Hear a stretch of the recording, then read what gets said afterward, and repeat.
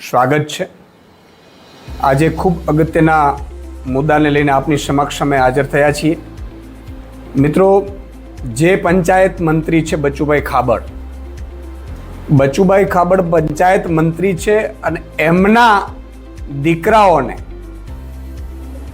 અને એમના ભાણેજો જે મનરેગા યોજનામાં પણ એમણે હોદ્દાઓ આપી દીધા હતા એજન્સીઓમાં, એ લોકોએ આ 3 ગામમાંથી જો 70-71 કરોડનું, 3 પંચાયતોમાંથી 71 કરોડનું આવ્યું, તો હજી તો 20 બીજી 17-18 પંચાયતો તો બાકી છે।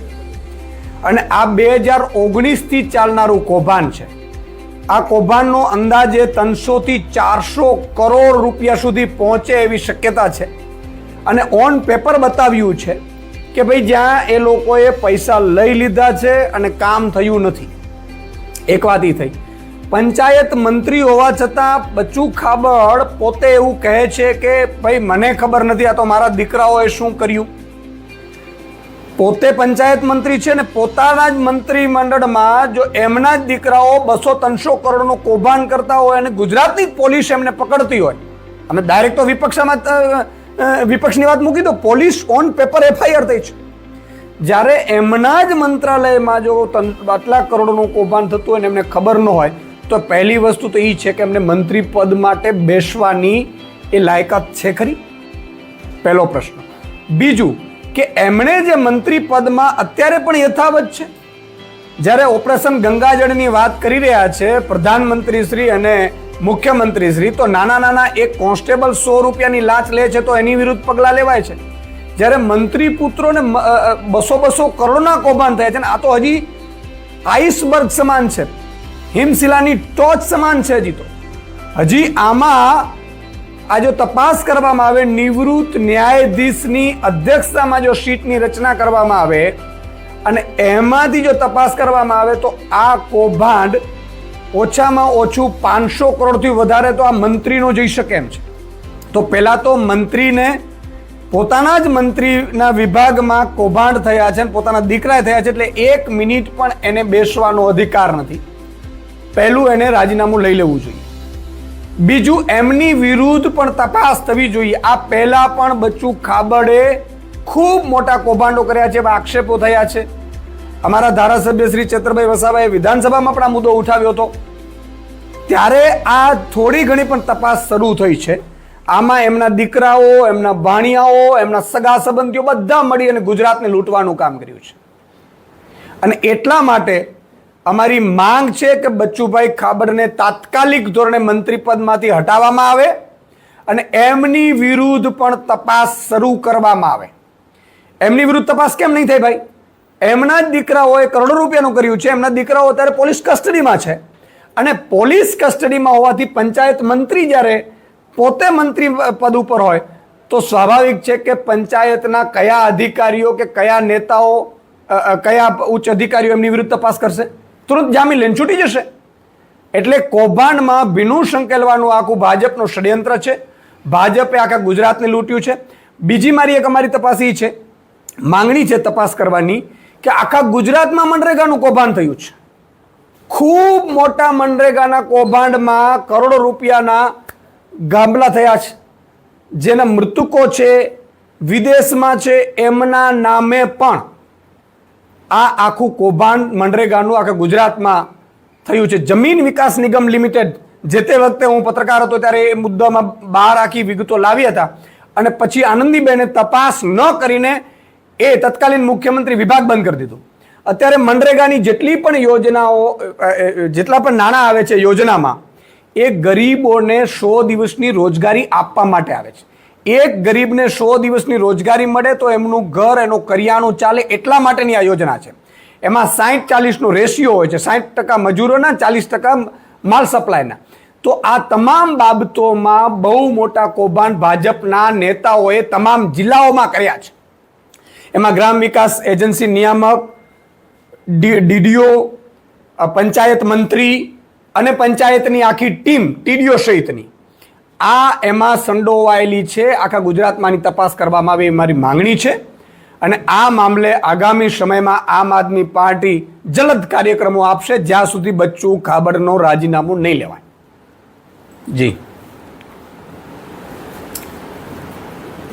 ઈશુદાનભાઈ, કોંગ્રેસના પ્રદેશ પ્રમુખ દ્વારા ગઈકાલે જ વિસાવદરને લઈને નિવેદન આપવામાં આવ્યું હતું. તે મુદ્દે જો એક વસ્તુ એ સમજાતી નથી મને કે જ્યારે ચૂંટણી આવી હતી આમ આદમી પાર્ટી એમાં જે પેટા ચૂંટણીઓ હતી એમાં માણાવદર હતું, ખંભાત હતું, વિજાપુર હતું, આ બધામાં આમ આદમી પાર્ટીએ પોતાના ઉમેદવારો ઊભા નહોતા રાખ્યા અને ભાજપને હરાવે કોંગ્રેસ એ ઉમેદથી અમારા લોકોએ એમને ટેકો આપ્યો હતો ને કામગીરી કરી હતી. પછી વાવની ચૂંટણીમાં પણ એ જ વસ્તુ થઈ હતી. વાવની ચૂંટણીમાં પણ આમ આદમી પાર્ટીએ કોંગ્રેસને મદદ કરી હતી, ટેકો આપ્યો હતો, જોકે કોંગ્રેસે કોઈ બેઠક જીતી ન શકી. આજે મને જે રીતે જાણવા મળ્યું છે પ્રમાણે કોઈ કોંગ્રેસના મોટા નેતા પણ સૌરાષ્ટ્રના આ મનરેગા કૌભાંડમાં સંડોવાયેલા છે અને એમની કંપનીએ પણ ગુજરાતમાં બચ્ચુ ખાબડ મને લાગે છે એમના પાર્ટનર છે અને એમની કંપનીએ લગભગ અંદાજે આ આખું કૌભાંડ 2018-19થી ચાલી રહ્યું છે.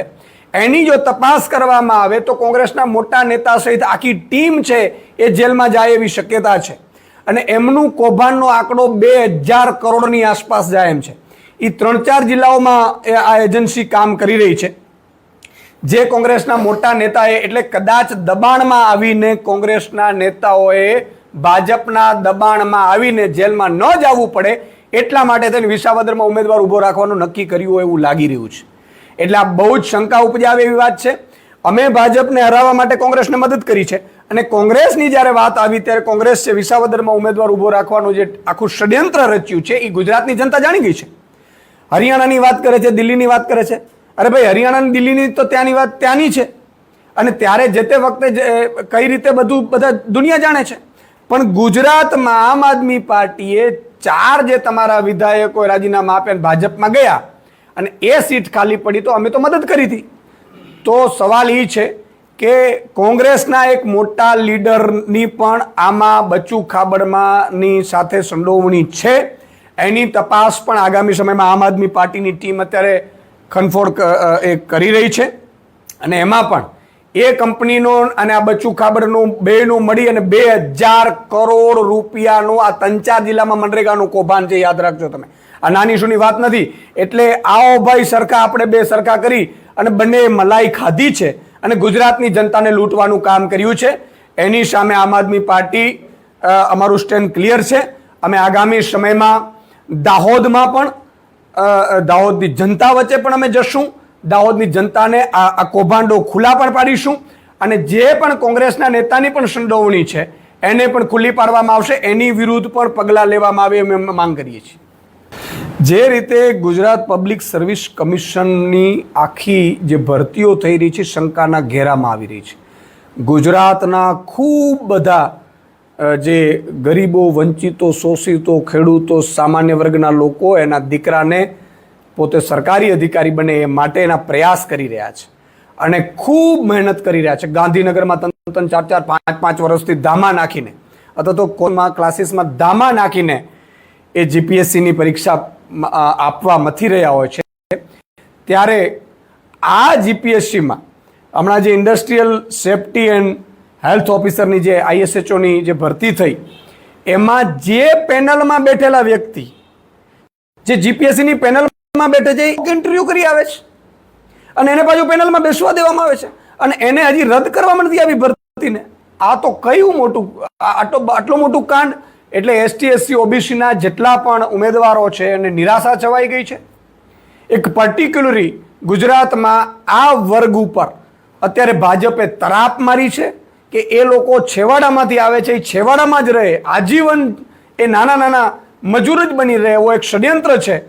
આદિવાસી હોય, દલિત સમાજ હોય, ST હોય, SC હોય, OBC હોય, આમને ખતમ કરવાનું જે પારસો ભાજપે રચ્યો છે એનો આ પહેલો નમૂનો છે. આમને આ ભરતીમાં પણ રદ કરવી જોઈએ આ ભરતીઓ અને આવી ભરતી નેક્સ્ટ ટાઈમ પણ આવી રીતે ન થાય એવી ખાતરી ગુજરાતની જનતાને ભાજપ સરકારે આપવી જોઈએ.